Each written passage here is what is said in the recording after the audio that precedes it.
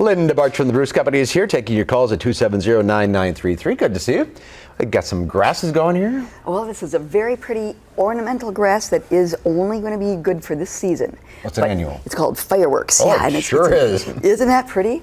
It's a great combination of colors.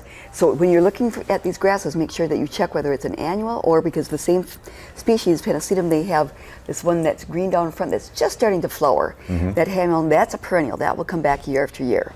Okay. And pretty little ornamental peppers and yeah. Just lots of stuff.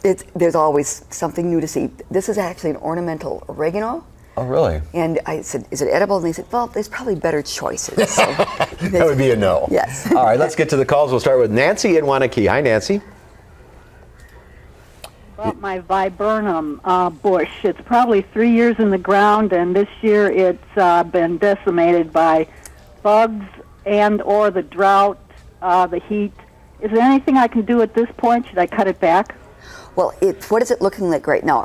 Did you manage to keep the leaves that are still viable, still green, or is it all brown? What's? It's about 2/3 brown, and a few green leaves left. Okay, I would, before you cut anything back, in fact, even with trees that have brown leaves, wait, because if the wood is still green, scratch the outer bark, and if there's a green layer, then it's still is viable and it perhaps could come back. You're going to see some things relieving, perhaps if we get more rain. So I would not be drastic with things right now. I wouldn't cut things back very hard unless it's obviously a portion that is dead. But you're going to have some relieving, and you're going to have some plants that will survive next year that may not relieve this season. Just wait till next spring at this point. I think so. I think give it a little bit more time. There's going to be some things that are obvious perennials, but for the most part, let's take a wait and see attitude. All right, Bill in Madison. Hi, Bill. What's your question? Hi. We've been keeping our arborvitaes very wet and watered. Wondering if it is okay to trim them yet this year, or should we wait till next spring? Okay, if you've been keeping them watered, then yes, you can prune them, because you've protected them, and if they need to be pruned, it's not going to hurt them to do that. Okay. But if they're getting brown in something? Well, I see quite a number of arborvitae that the top portions are brown, and you will probably have to prune that off just because that portion is dead and the lower parts are still green. That's not going to fall off. It's not like a... No, it's not going to fall off. You have to maybe wait till spring again. If in doubt, you can wait. Scratching the outer bark to see if there's, with arborvitae, it's going to be white. Many of the other plants, there's going to be a little green interior that where the water flows, and that will give you a sense whether it's alive or not. Okay, let's go to Cecilia in Madison. Hi, Cecilia. Hello, Mark. Hi.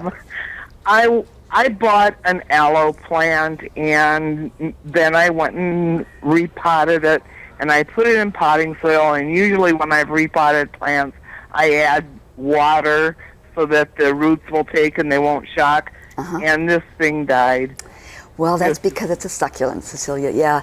See, what happened with that plant is you disturbed it, and then you added more soil, and then watering that, it just was too much for the plant, because since it does store a lot of moisture in it, it would have been best to plant it in a sandy soil to begin with and not upsize it very much, and then watch your watering until the roots have a chance to permeate that additional soil. Okay, let's go to Bev in Lake Delton. Hi, Bev. Hi. Hi, what's your question? I have a trumpet vine I've had it for 7 years, and it still has never blossomed. I'm seeing trumpet vine bloom like crazy this year. I'm thinking that's one of the vines that didn't mind the heat. Have you been pruning it back periodically to try to keep it in check, because it does grow pretty wild? How far down should you prune it back? No, I would suggest that you not prune it if you haven't. I'm thinking that what you're doing is you're cutting off the wood that has the blossoms. So don't trim it. Don't prune it back if you can. Keep intertwining it and keeping it on a trellis. Okay. Let's go to Sandy in Belleville. Hi, Sandy. Hi. Hi. What's going on? Well, I have some burning bushes that are going crazy. I think I'm going to have to move out of my house if they keep growing.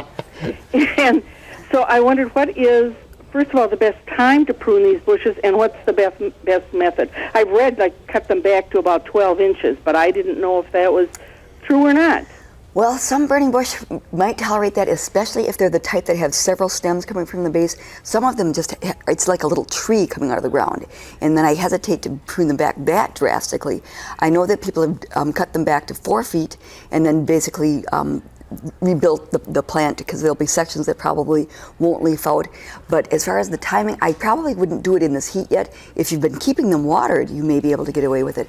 But I would do it early spring before they leaf out. All right, we're out of time. We'll take your calls off the air. We'll be right back.